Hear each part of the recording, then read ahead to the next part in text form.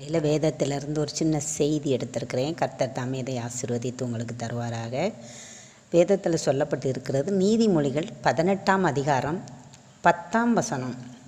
அதில் சொல்லப்பட்டு இருக்கிறது, கர்த்தரின் நாமம் பலத்த துருகம், நீதிமான் அதற்குள் ஓடி சுகமாயிருப்பான் என்று சொல்லியிருக்கிறது. கர்த்தருடைய நாமம் எப்படிப்பட்டதான்? பலத்த துருகமா. அதற்குள்ளே யார் தான் ஓட முடியும்? நீதிமானாக இருக்கணும், நல்லா இருக்கணும்னு விரும்புகிறவங்க அதற்குள்ளே ஓடி சுகமாக இருப்பாங்க என்று வேதம் சொல்லியிருக்கிறது. சுகமாக இருப்பாங்க என்று சொன்ன பொழுது நான் வேதத்தில் வாசித்து பார்த்தேன். என்னோட ஆண்டவர் பேசின வார்த்தைகள் என்னவென்றால், ரூத் எழுதின புஸ்தகத்தில் 2ஆம் அதிகாரம் 12ஆம் வசனத்தில் சொல்லப்பட்டு இருக்கிறது, உன் செய்கைக்கு தக்க பலனை கர்த்தர் உனக்கு கட்டளையிடுவாராக என்று. உன் செய்கைக்கு தக்க, நம்மளுடைய செய்கை எப்படி இருக்கிறது? நம்மளுடைய நினைவு, நம்மளுடைய பேச்சு, சிந்தைகள் எல்லாம் எப்படி இருக்கிறது? நம்மளுடைய செய்கை எப்படி இருக்கிறது? ரூத்தினுடைய காலத்தில் பார்த்திங்கன்னா, அந்த இடத்துல அவள் எவ்வளோ ஒரு நல்ல ஒரு மருமகளாக ஒரு ரூத்து மாமியாரை நேசித்து அவளுக்கு ஒரு குறை இல்லாமல் அவளை ஆதரித்து ஆசீர்வதித்து மாமியாருக்கு உதவியாக இருந்தான்னு பாருங்கள். ஆனால் இதில் சொல்லப்பட்டு இருக்கிறது, உன் செய்கை, அவளுடைய செய்கைக்கு தக்க பலனை கர்த்தர் கட்டளையிட்டார். அதில் சொல்லி இருக்கிறது, இஸ்ரவேலின் தேவனாகிய கர்த்தருடைய செட்டைகளின் கீழ் அடைக்கலமாய் வந்த உனக்கு அவராலே நிறைவான பலன் கிடைப்பதாக என்று சொல்லப்பட்டு இருக்கிறது. நிறைவான பலன் அதில் சொல்லியிருக்கிறது, நீதிமான் ஓடி சுகமாயிருப்பானாக என்று அதில் சொல்லப்பட்டிருக்கிறது. இதில் சொல்லப்பட்டிருக்கிறது, உன் செய்கைக்கு தக்க பலனை உனக்கு கட்டளையிடுவார்.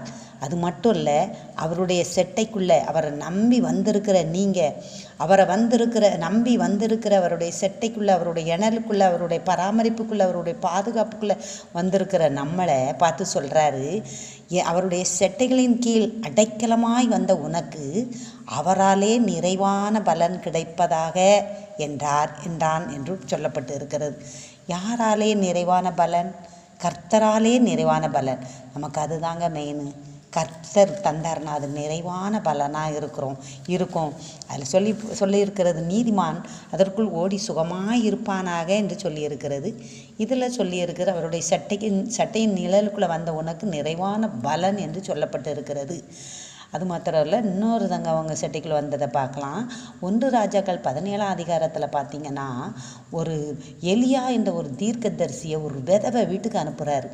ஆனால் விதவைன்னு சொல்லும்போது நிறைய காரியத்தில் ஒதுக்கப்படுறாங்க, அவங்க தனியாக விடப்படுறாங்க, அவங்கள கொஞ்சம் கண்டுக்கிட மாட்டேங்கிறாங்க.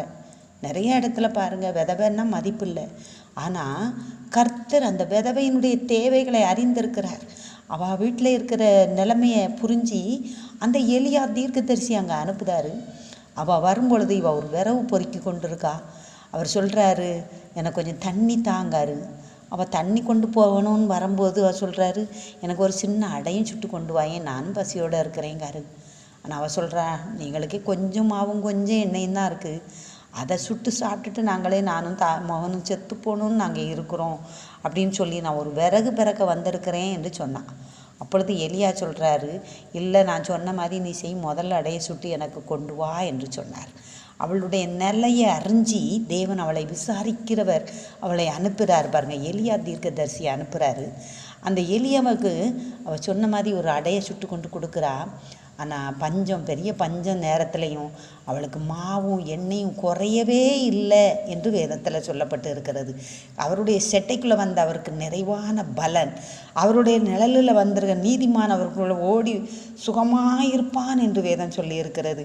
இதில் சொல்லியிருக்கிறது, எலியாவின் தீர்க்கதரிசியின் நிமித்தமாக அந்த விதவையின் குடும்பம் பாதுகாக்கப்பட்டது, ஆசீர்வதிக்கப்பட்டது, மேன்மைப்படுத்தப்பட்டது. அவள் செத்து போக வேண்டும் என்று எதிர்பார்ப்பில் தான் விரவு பிறக்க போனான். அவளை வாழ வைத்த தெய்வம். இந்த நாளில் நம்மளும் எப்படி இருக்கிறோம், எந்த சூழ்நிலையில் இருக்கிறோம்? அவருடைய செட்டையின் நிழலுக்குள்ளே வருவீங்களா? நீதிமானாகிய நீங்கள் அவருடைய ஓடி சுகமாக இருக்கும்படி அவருடைய பாதத்தில் வந்திருப்போமா? இந்த எலியாவை போஷித்த தேவன் ஒரு விதவையை கொண்டு போஷித்தாரே, இந்த நாளில் நம்மளையும் கொண்டு போஷிப்பார். கர்த்தர் தாமே இந்த செய்தியை ஆசீர்வதித்து உங்களுக்கு தருவாராக. ஆமென். இதற்கேற்ற ஒரு பாடல், தேவனின் நாமம் பலத்த கோட்டை நீதிமான் வாழ்வில் சுகம் அங்கே தேவனின் நாமம் பலத்த கோட்டை நீதிமான் வாழ்வில் சுகம் அங்கே. நமக்கு ஒரு சுகம், தனி சுகத்தை வைத்திருக்கிறார். அல்லேலூயா. அவருடைய செட்டைக்குள்ளே மறைவுக்குள்ளே வந்திருக்கிறவங்களுக்கு நமக்கு சுகமான பலன், ஆசீர்வாதம், நன்மை இருக்கிறது. அது மாத்திரம் அல்ல, நீதிமானவருடைய ஓடி சுகமாய் வாழ்வான் என்று சொல்லப்பட்டு இருக்கிறது. கர்த்தர் தாமே இந்த வார்த்தையை, இந்த பாடலை ஆசீர்வதிப்பாராக. ஆமேன்.